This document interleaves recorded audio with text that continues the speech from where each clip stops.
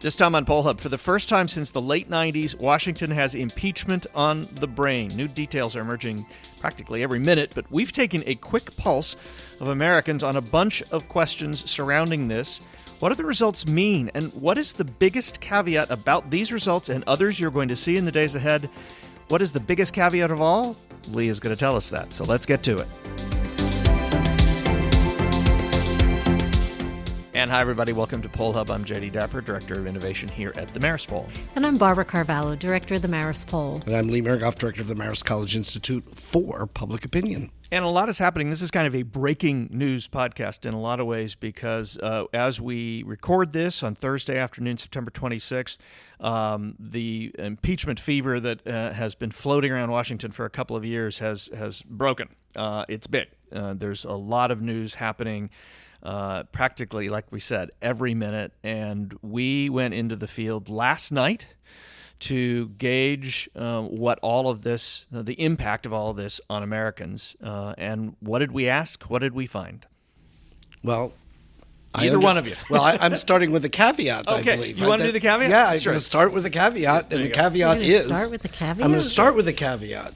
It is important. Look, no. It sounds like a Russian fancy food, a caveat. They have it in Ukraine. This is actually so this is the most important thing you can probably take away from this podcast is not our numbers, it's what Lee's about to say. Well, I think, when you're dealing with such a active political environment with things happening, as you indicated, very quickly, and the country, as Barb's going to tell you in a minute, is really watching what's going on, there's a potential for a movement, certainly, and as people watch our poll, other polls that are probably in the field now, probably going to hit Sunday or Monday, there's going to be a lot of stuff out there, and I think consumers of polls, as we said other times on the podcast, is timing is very important. This time, even more so than normally. And also, when you're talking about impeachment, different people are going to word that question differently.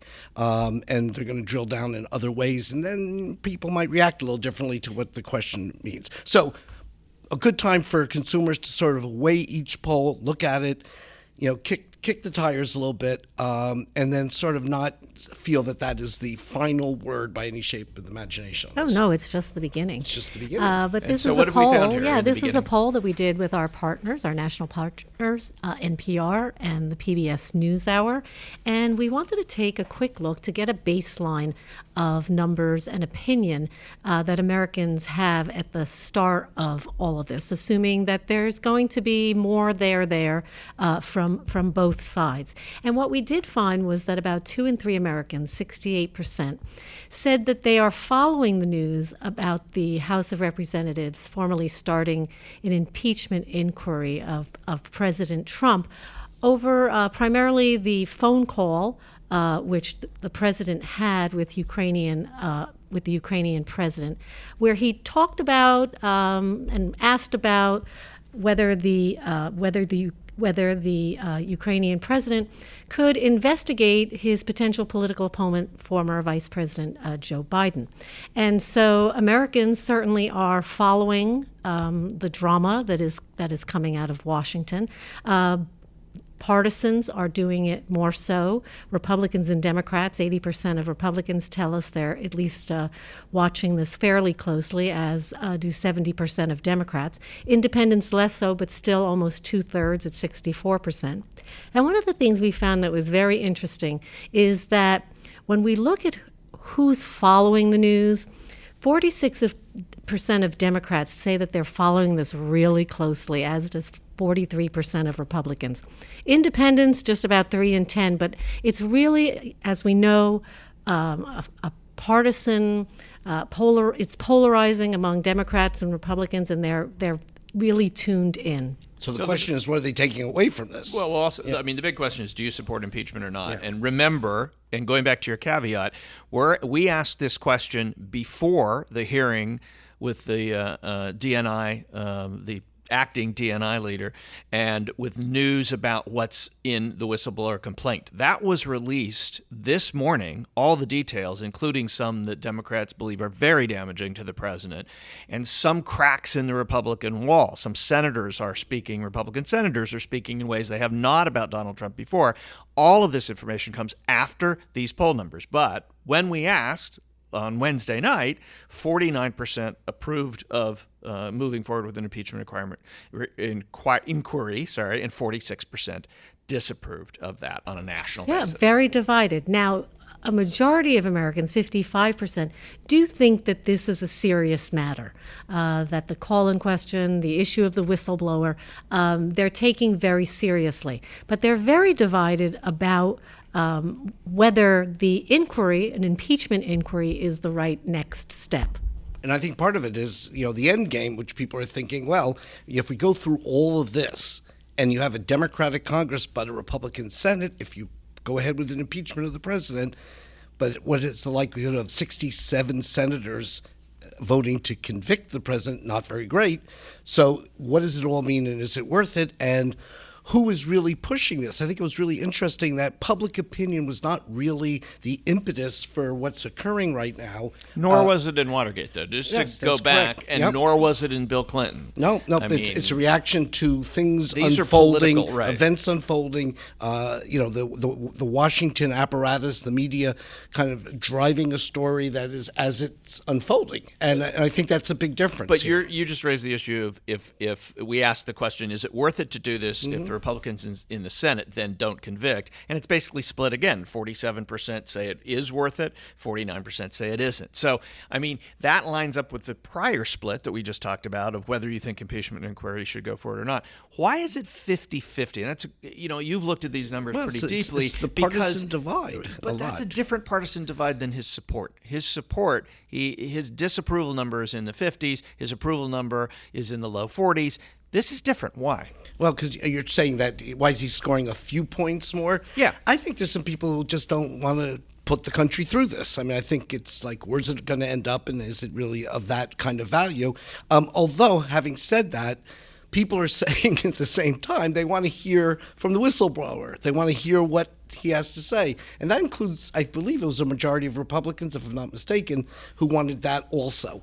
So it's, on the one hand, I guess we're saying some ambivalence here, because on the one hand, what happened, and on the other hand, maybe I just don't want to get too far into this. Look, hang on. The reason why we did this poll is because we wanted to have a benchmark. We wanted to have a baseline before a lot of things started coming out, before Democrats started making their argument and Republicans, started making their argument. And so this is just a quick, fresh look at where things are at the beginning of all this. And I think that's very important, because this is not an issue that has crystallized for many Americans. And I think that's why we're seeing this kind of divide, which is, you're right, Jay, different than his approval rating. His approval rating is about 44%. I believe it was 53% disapproved in this poll. And we're seeing more of a division here. And I think it's about a wait and see opinion. Yeah. We haven't had a lot of information. There's a lot of things going around, but from both sides. To some extent, having not heard the talking points yet as much from either the Democrats or the Republicans, which is what's now going to fill a lot of the oxygen. I think it's more that the Democrats haven't really made their case. Even among Democrats, when we look at this question about whether the Democrats in the House should move forward on the impeachment inquiry, 61% of Democrats are in favor of the House doing that. Which is actually only 61%. Exactly. 80% of Republicans, on the other hand, are, disapprove of it and don't think they should go forward. So the Republicans more strongly disapprove than the Democrats approve. It's part of the fear that has been, the argument that's been made repeatedly, especially on cable networks that might be more watched by Democrats, this fear that this is a winner for Donald Trump. Impeachment is a winner for Donald Trump. That's an argument that has made the rounds among Democratic circles for the last 2 years.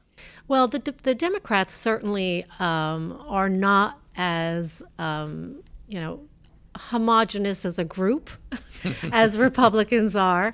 And they're certainly definitely not of one mind. Between the progressive and the more moderate Democrats. Yeah, and we look at the two sides of the Democratic Party, and there is a difference. I mean, progressives are much more behind this impeachment inquiry, both as a whole and even the intensity of their support. The radical left is, as the president likes to call them. Absolutely, yes. but Yeah. almost 6 in 10 progressives want the impeachment inquiry. Not quite half of moderate Democrats agree with that position. I think so what- I think also Speaker Pelosi Yeah, I was gonna say that. is being very careful to walk that line. And I think she's trying to take an issue here. There's been so much going on. I guess it's 6 committees on Congress that have been sort of investigating something regarding the president, presumably to lead to some kind of finding, perhaps on some kind of impeachment. But here she's picked an issue that is very understandable. So and it's very recent. yeah, It it's doesn't recent. come It's after not a the whole long Russia period of- Mueller right. thing. Yeah. This is new stuff with the whistleblower, and I think that was probably wise of her. She doesn't look like she jumped at this a year ago when they first got into the power a little more than a year ago. But this seems to be an issue so she is presenting herself as reluctantly brought to the impeachment table. Jay, you covered another impeachment inquiry I and did. actually impeachment process in Process, the yeah. 90s. The Johnson one in the 1860s. No, that Yeah. was the one you covered. That was Thanks. yeah. Okay. We can compare notes later on that. But how is this different? How is this similar? What are your impressions? So I think one of the similarities is that it's driven, at least at this stage and in earlier stages than this, it's entirely driven by what is perceived to be politics. Right now, and I don't mean to say that there isn't some validity in the arguments Democrats are making. I'm not saying that's not the case any more than there wasn't validity in the Republican arguments. But the Republicans were alone in going after Bill Clinton. There was not a lot of support from independents. There was not a lot of support from Democrats. And the Democrats are looking at these numbers, are kind of alone in going after Donald Trump here. There is a little bit more arguably independent support. So I think in that way it's very similar. What I'm curious to see is the outcome, though, because what Republicans did was they ran a process not knowing for sure what would happen in the Senate. There was the possibility that he actually could have been convicted in the Senate. It didn't seem like likely, but it was possible. It seems very unlikely in this case. So I'm curious to see how this plays out in terms of the other party, in this case the Republicans, being able to make this look like it's just a Democratic hit job. Because the Democrats, even with a Senate that could have convicted, were very effective in doing that. And Bill Clinton came out looking much better as a result of the impeachment to a majority of Americans, or at least more popular than he did going. Let's clock it back to Watergate, where it was, dare I say, a little bit more of a bipartisan atmosphere. It was. Oh, there absolutely, were yeah. Republicans on the House Judiciary Committee who actually voted to move this thing out of committee to impeach. Yeah. And that's something we're not likely to see a whole lot of. I think some Republicans are interested in cuffing their flank a little bit by raising how extremely troubled they are. Well, but I the think question is, does that really move? We saw in the House hearing today that I think that Republicans in the House are very unlikely to split from the president until everybody splits. So, like, if everybody's going to jump off the arc, they're all going to jump off at the same time, and that's because of the way that House districts are very, very safe partisan.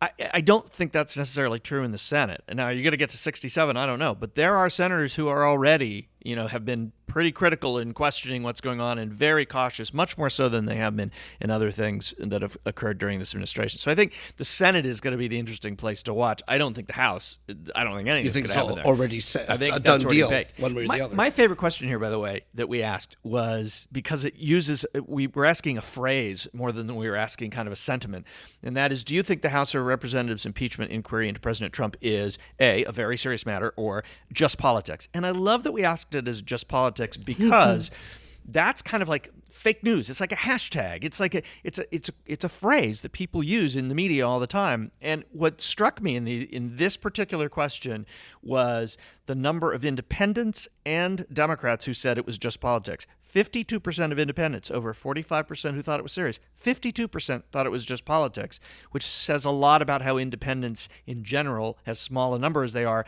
kind of hate politics. That's one of the... and are disconnected. And if they're you're disconnected. going to move senators, that Right. group has to move. But 15% of Democrats think it's just politics. That surprised me. I don't know. That was the one. Yeah. What do you look for? So this is the baseline.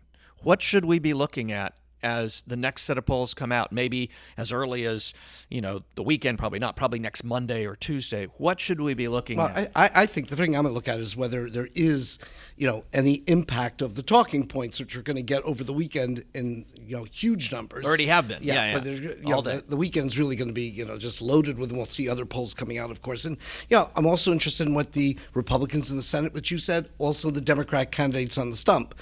I think there's two very interesting groups to be watched. But in terms of the numbers, I just think, is anything moving? Is there the polarization starting to tip? Are the independents? Right. Is it independents? I mean, where are you I looking? think independents are really That's important. Where you're looking. That's where I'm looking to see whether there is a change there. And, when following an issue like this that is likely to have a number of different events, and we're going to have lots of different polls over this period, it may be useful to follow one or two polls and see how they change. Because as Lee mentioned at the top, opinion can vary somewhat simply because of question wording. It can vary because of the timing of when the poll was done and what was in the news at that point that people were focusing on.